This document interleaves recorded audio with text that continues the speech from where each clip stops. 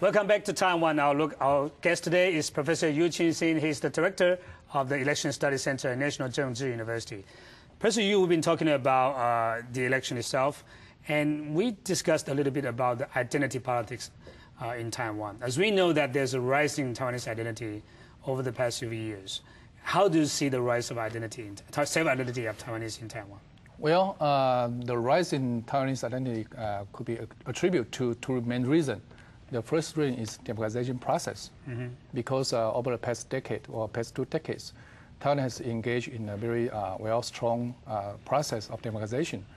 This democratization very naturally brings about the majority rule in Taiwan, and people in Taiwan, they are majority rule. The majority of Taiwanese here is from Minanren, or we call it local Taiwanese. Yeah.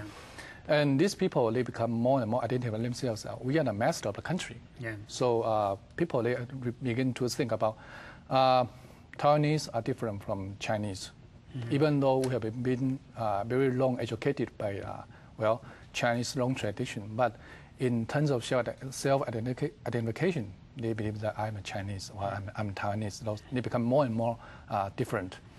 The second reason will be that the DPP's as an incumbent party over the past 8 years, or we can trace back a little bit longer from the Li Denghui's era.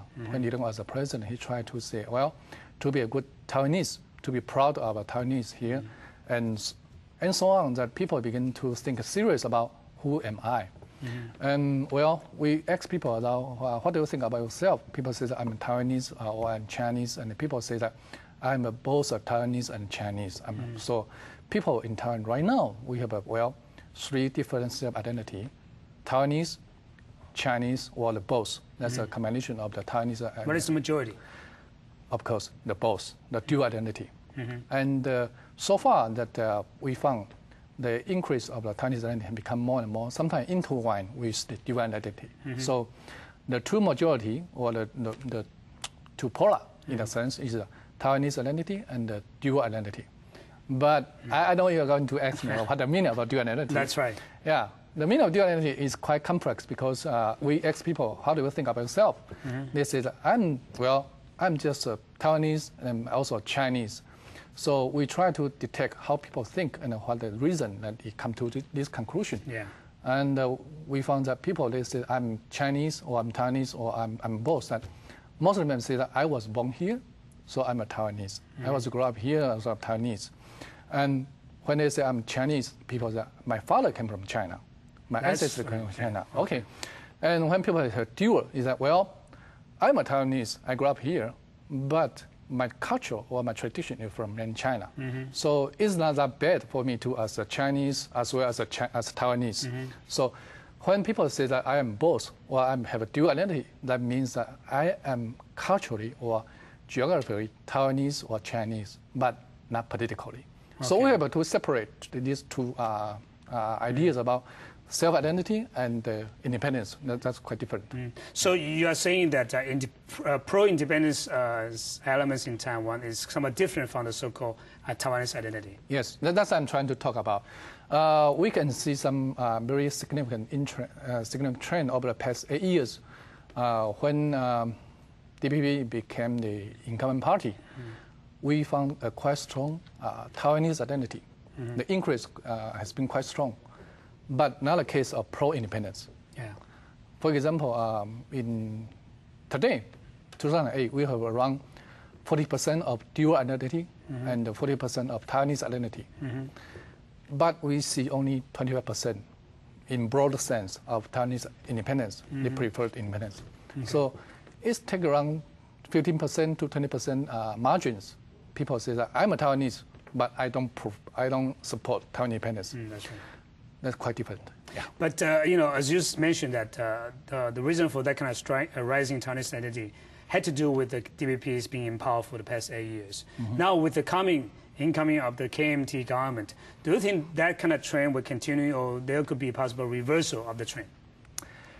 Could be, but it should not trace back to, it should not retreat back to the Chinese identity. Perhaps when Ma Ying-jeou in power these 4 years, there may be more people that identify themselves as dual identity.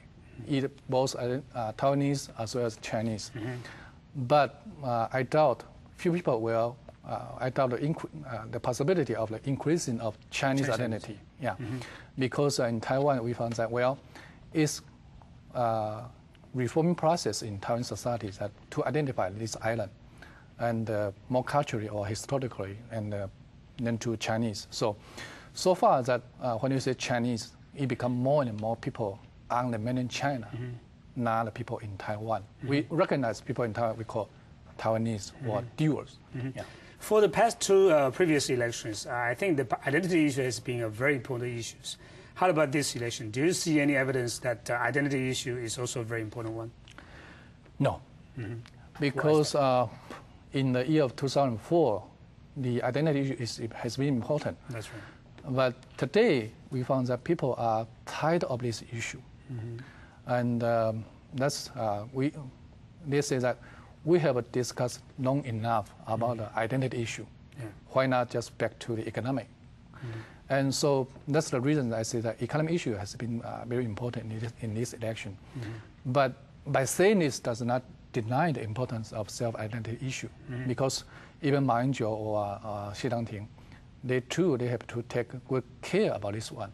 For example, Ma Ying-jeou has tried to develop himself as a Taiwanese, and also he tried to do something that to say I am not that affiliated to China. So that's the other side of self-identity. But they don't like to. They don't just use the name of anti-China, but they try to say something very harsh to China. Say that you have to take care of Taiwan first, even though I'm not that pro-independent, but I'm still maintain a distance from mainland China. So are you saying that this kind of Taiwanese identity has become a consensus in Taiwan? So whoever wants to use that, it doesn't really help you too much? Yes, I would say that. Because in next campaign, I'm not sure, next year or next 4 years, identity issue, unless there be some important development, for example, mainland China do something bad to Taiwan, then the identity should be more and more strong. Otherwise, identity should be subsumed in the next decades. Yeah. And with the controlling of the both executive branch and the legislative branch by the KMT, how do you see the party politics in Taiwan? As we know that the DPP not only has 27 seats in the legislature, and the KMT has 3/4 majority now. Do you see that there's a crisis of check and balance? Check and balance. Theoretically, yes, because DPP has very few power to check the KMT right now. But in the campaign period, Ma Ying-jeou has once announced that when he was elected president, he would announce that the government is belong to the people in Taiwan, and also he tried to invite some non-KMT member into the cabinet, particularly to the head of the examination yuan and also the head of control yuan. This is quite an important symbol, and I believe that Ma Ying-jeou will do that, and he could maintain his promise and try to share some power, even though this power is not that decisive, but he tried to maintain a coalitional government or sometimes, the grand coalitional government belong to the people in Taiwan. How about the future prospects of the DPP? Apparently now the party is in disarray, and there have been discussions about who's going to be the leader or the chairman of the party. What's your take on that? Well, don't be that sad, because that's a routine process for democracy. That one party wins and one party lost, and there's always chances for the DPP to come back, because Taiwan is a democratic country, and now alone that DPP has still 40% popular vote. That's what's been quite strong. So don't worry, and every time the incumbent party has some many chances to commit mistakes, and this mistake has been a good chance for the DPP to come back. Yeah. But that also has to do with the legislature. As we know that this year we introduced a new electoral system, single member district, winner take all, plus the PR list. But the result of that new electoral system is the one party dominance or the majority, a strong majority by the KMT.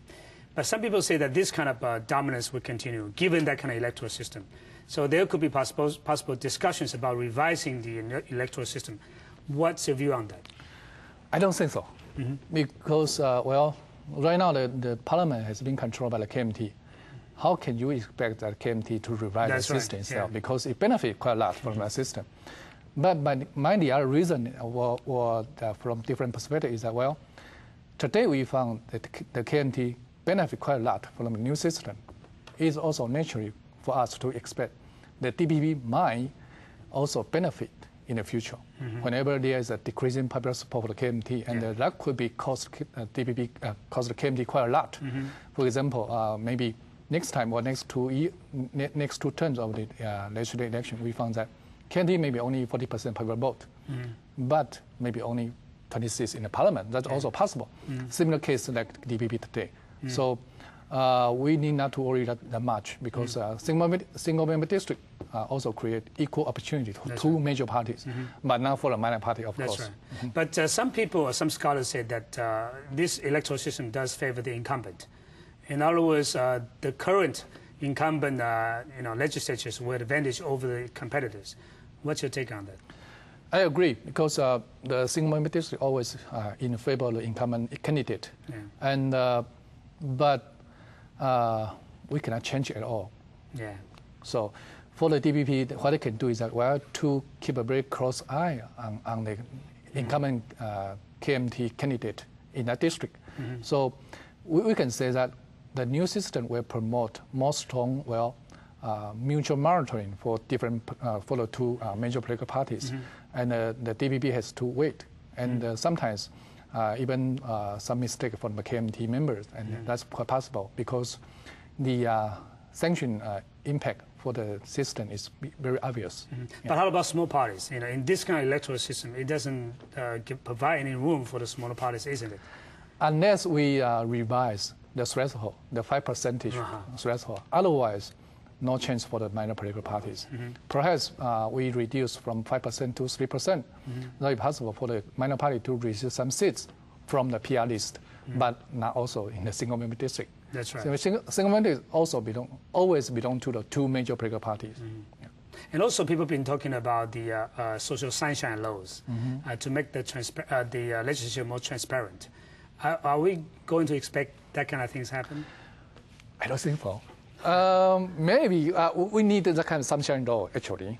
But I think we cannot count on the KMT to do that, because it's a majority party. That's right.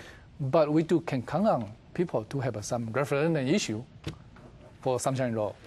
And this one could be also to bring the referendum power to the people, the real referendum power to the people, and to do it. And this could be a very strong popular opinion, maybe a very good pressure for KMT.